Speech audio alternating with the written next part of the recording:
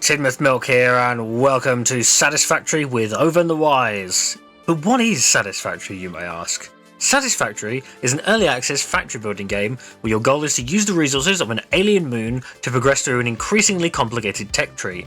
From simple belts to rovers, trains, and even flying drones, we will use whatever we can to conquer this planet's plentiful resources. So long as the locals don't stop us first. But with that out of the way, what is our goal for this series? Well, both Owen and I are rather aesthetically minded when it comes to building, so I'm sure there'll be plenty of building tips and design ideas throughout.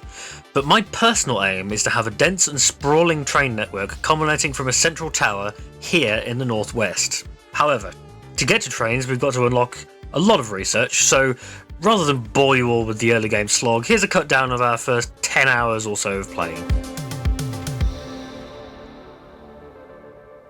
Alright, so I'm going to be cutting around and commentating over this video because we were just chatting off topic for the most part, and it's going to be easier to condense this video down if I skip over the hours of me standing around doing...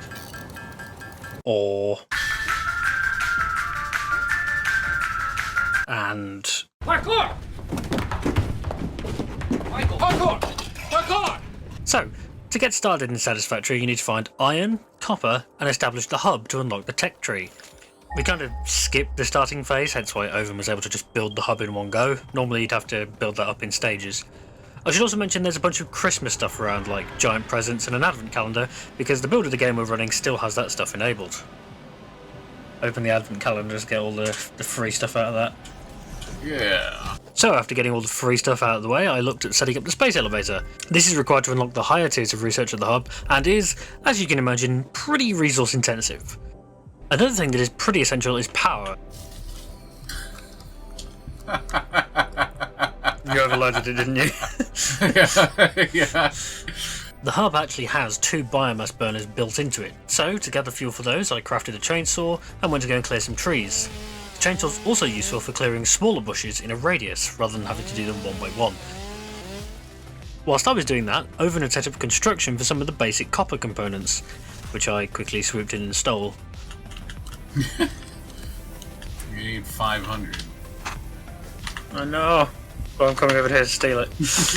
He also built the Awesome Sink. This is a machine that you can dump unwanted items into in exchange for Fix-It coupons. These coupons can be exchanged in the Awesome Shop for cosmetic upgrades like alternative building materials, lighting, and extra items that I'm sure both of us will use all over the place when it comes to building our permanent base. Another useful building we have is the MAM, which is used to unlock new craftable items. You can also find crashed cargo drones around the map that contain hard drives. These drives can be fed into the MAM to unlock alternate crafting recipes. Yeah, that hard drive's done, by the way. Oh, is it? We have iron wire, cast screws, or copper rotors. Oh, the screws for sure. That's a no-brainer. That's one of the best ones for screws. With that incredibly useful recipe unlocked, I set up auto construction for the 3 basic iron components: plates, rods, and screws.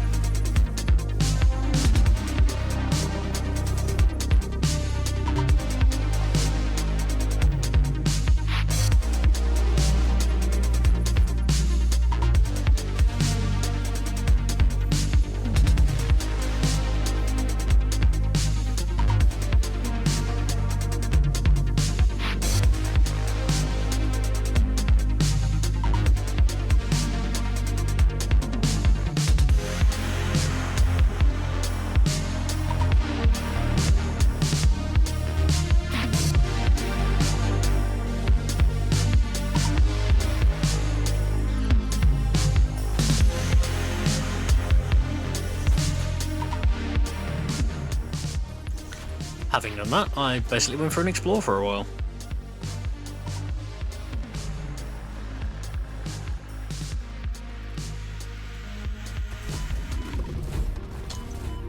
Oh, jeez.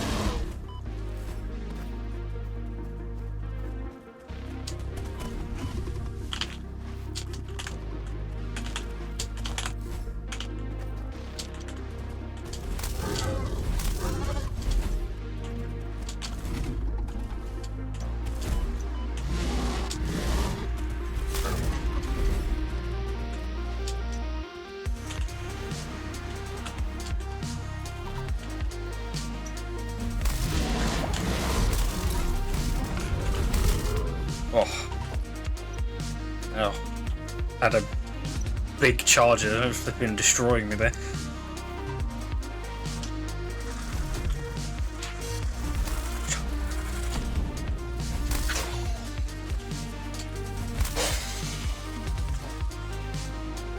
I wonder if the plasma spitters are like an adult version of the lizard doggo. Could you imagine though? Just like you end up raising a lizard doggo on an alien planet for it to turn into like one of the most apex predators possible. But presumably because you tamed it, it would be friendly to you.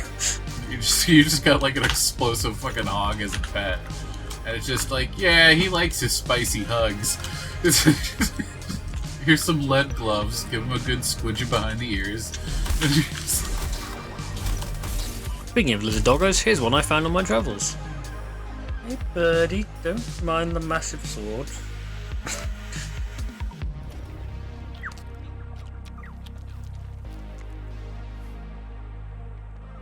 These cute little guys don't really do a whole lot, but if you manage to keep a tamed one around, they'll occasionally find random resources for you, which can be quite useful sometimes, and other times quite dangerous. I'll go back to that later. Come on, birdie.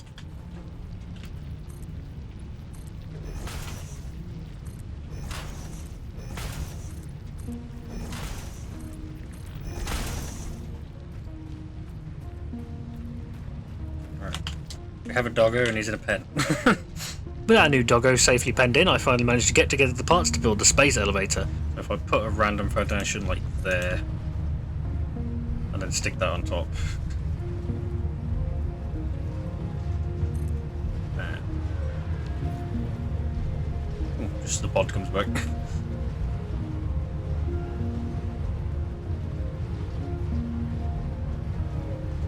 Oh, there's an alternative animation that sometimes plays when this happens, where it misses the catch and fails, and you have to actually disassemble the claw and put it back down again. But there's also an alternative animation where one of the claws doesn't close when it catches, and it'll actually rip the other two claws off when it goes to do the tug test to pull on it, and it'll just shoot back up into the sky and break two of the claws. And again, you have to disassemble it and put it back down again. Thankfully, our space elevator didn't fail to deploy, and we were now ready to start feeding it components in order to move on to phase 2. However, before we could get started on that, we were running into power problems.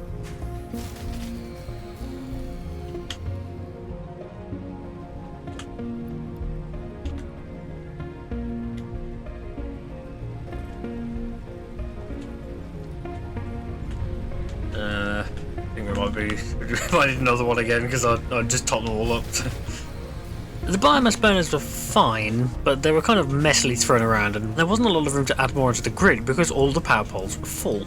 No free power poles because everything's full. We need more Caterium, so if you find more Caterium, I can get you Mark II power poles. So in the quest of finding a patch of Caterium, I scanned for the nearest one, built myself a buggy, and went off to go and find it. Oh no, it's pink!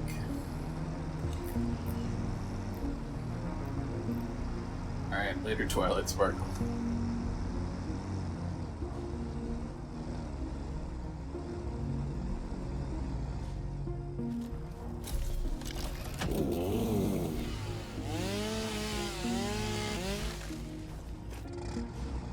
Arriving at the marked location, I realised something. The Caterium patch was on top of a cliff.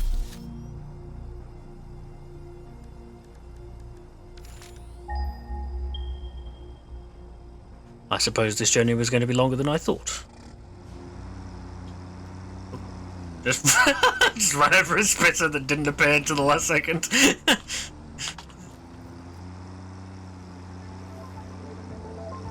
Whee!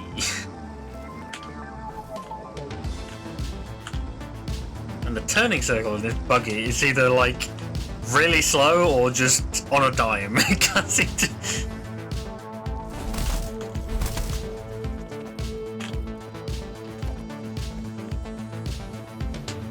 Oh, there's a lot of gas around here. I hope it's not in that.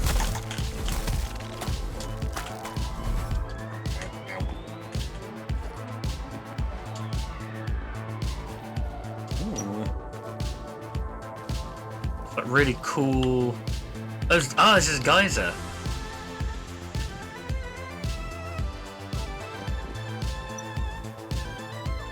I forget what the geysers are for. You get like steam from them, I think. You can get water. You can get steam.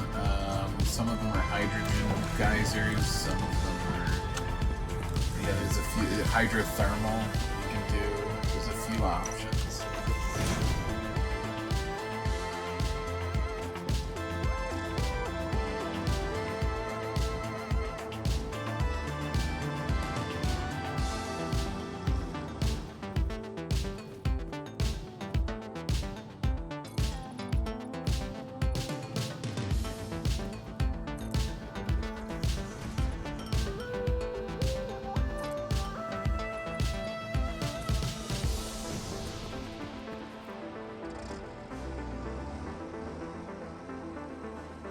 Ah, well, I found a Centurion patch. There you go. The power slug. Hooray! Ow! Oh, no. What sounds like bees? There is bees at the top of the cliff, yes. Upon reaching the top, I cleared out the local wildlife.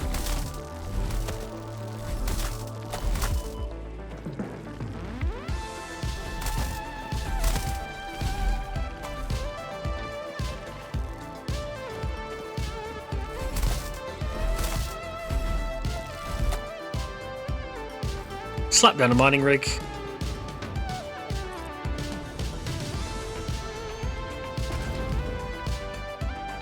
And then built a convenient ramp back down to ground level. I then connected the mine back to the hub.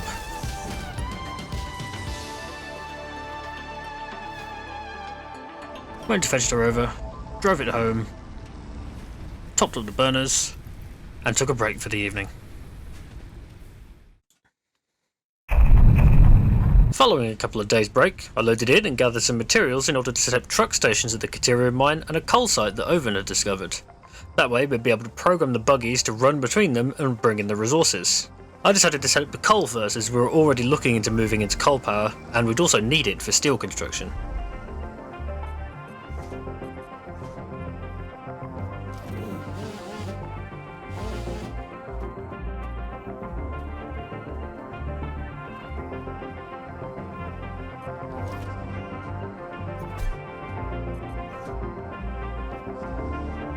Having set up the coal loading station, I started to record the truck's route back. There were two problems with this, however. The first of which was the route had a slightly treacherous crossing over the lake. This meant if the truck ever fell in or got knocked in mid-journey, then someone would have to break it and rebuild it.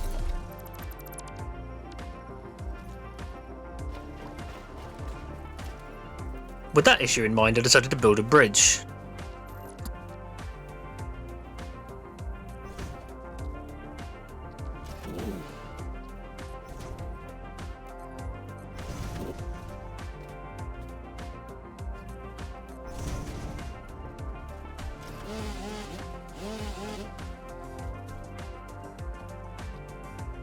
I had to fiddle around with the placement of the roadbed a few times until I got something I was happy with.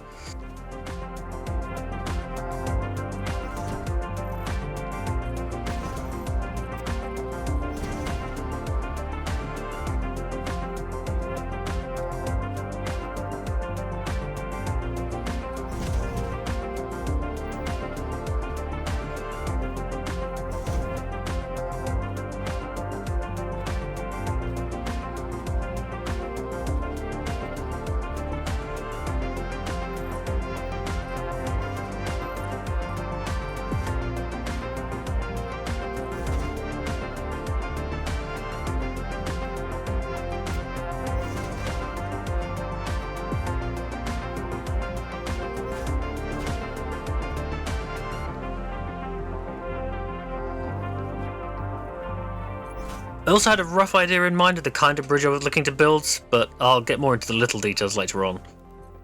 The second problem was a bit more of a subtle one, most likely down to my high ping on Irvin's server. Whilst driving, from my own perspective, looks perfectly smooth and normal, the server is registering my movement very differently. Take a look at the little icons left behind for my tractor over here. They're showing a pause symbol. it should be a play arrow, but because the server is seeing me stutter along, stopping and starting constantly, that's what the tractor is being told to record. Yeah, I'm seeing it just like move and then stop and then move and then stop. Because I think that must have been what it was seeing me doing as I was recording the path, because as I say, they're all set as weight nodes.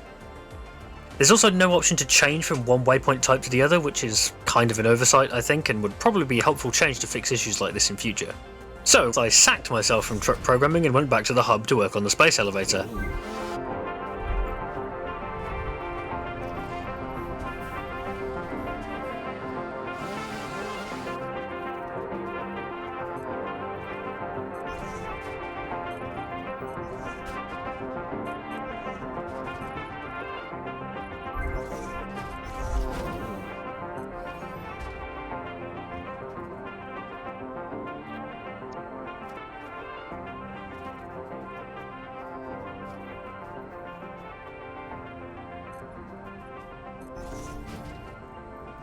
Out the way, bird.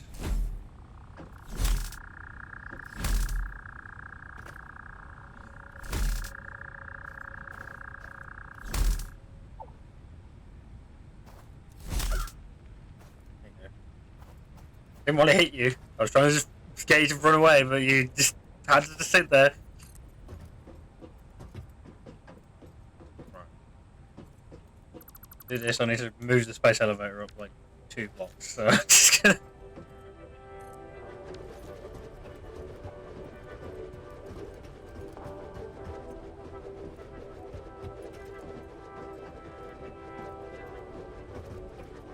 I bet you was going to do the animation where it misses and I'm going to build it again.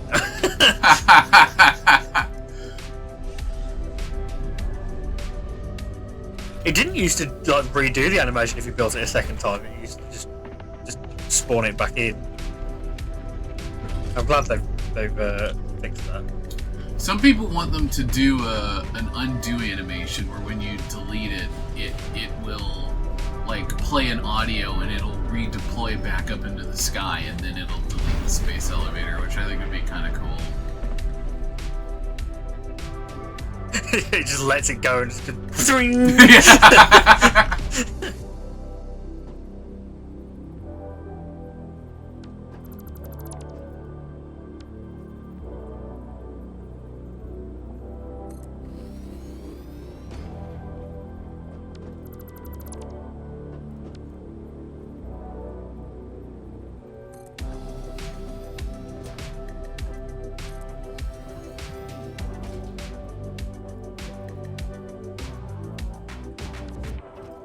oh, space elevator's getting in the way.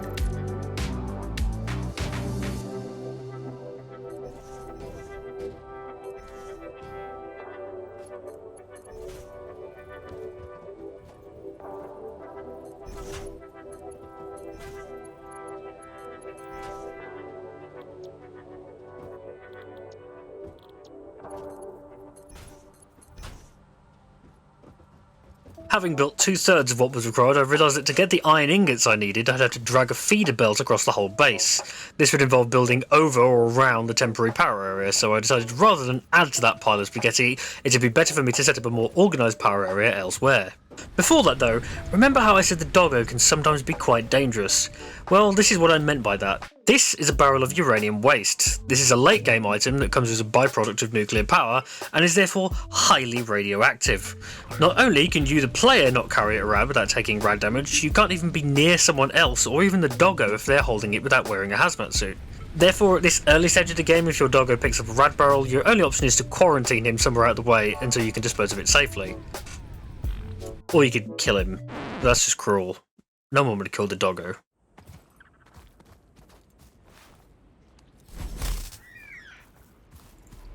I'm a terrible person. I accidentally killed it as a doggo.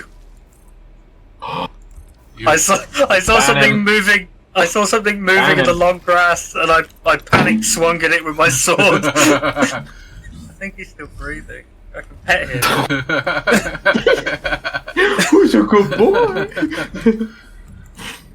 Wake up, puppy! Who's got brain damage? You do. Yeah. Anyway, after moving the power area to a more organised location, I hooked up some smelters to the 2 spare iron ore patches and dragged them across the base into the new factory.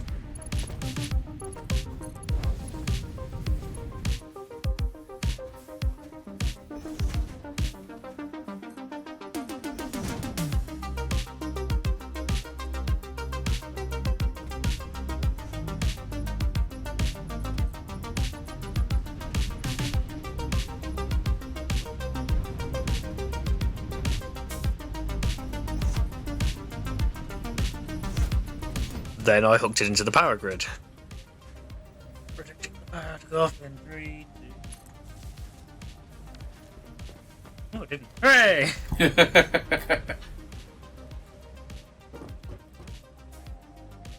Although everything's just idling at the moment, so it may well still go off when it starts kicking on. 12 seconds later. There it is. After expanding our power station, I hooked in the steel beams that Owen had conveniently built earlier.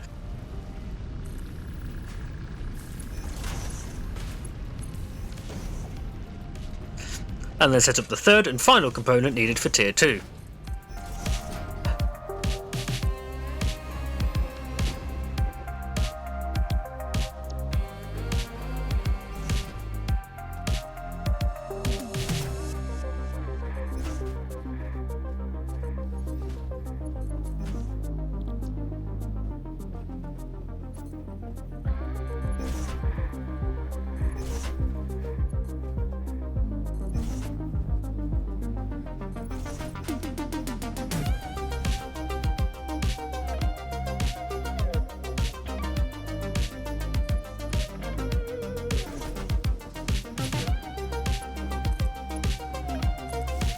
And with that done, I wandered off to explore and gather more material for making biomass.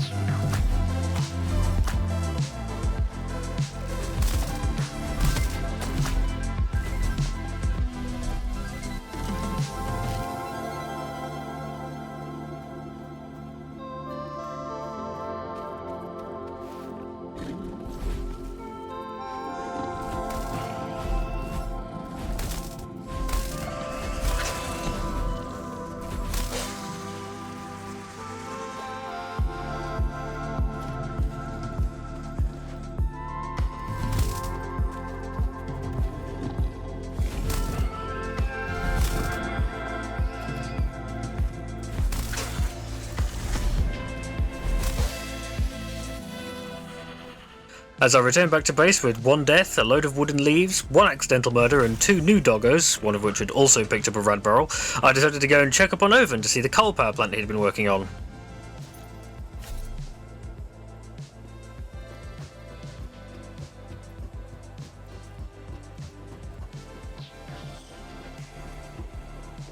Hi. Hello. I'll be honest, I don't really have any clue how any of this works, so if you want to see how Oven set it all up, then go and check out his video here. Unless he hasn't put it out yet, in which case, I don't know, just subscribe to him and wait, I guess. Having thoroughly not understood what Oven was working on and picking up another random doggo that was nearby, I went back to the bridge I'd started and finished it off.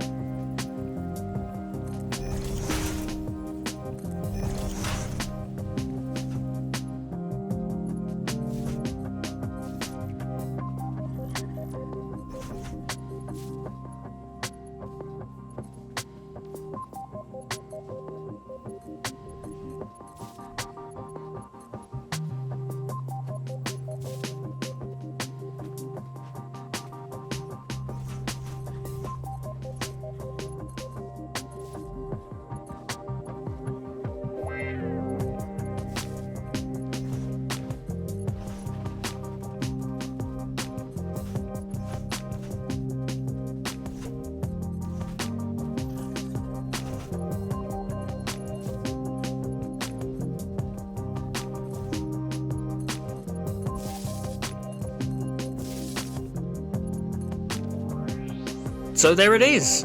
I may come back to it at some point in the future and add some more details or spruce it up with some funky colours, but this is how it is for now. And I'm afraid that's where this video comes to an end.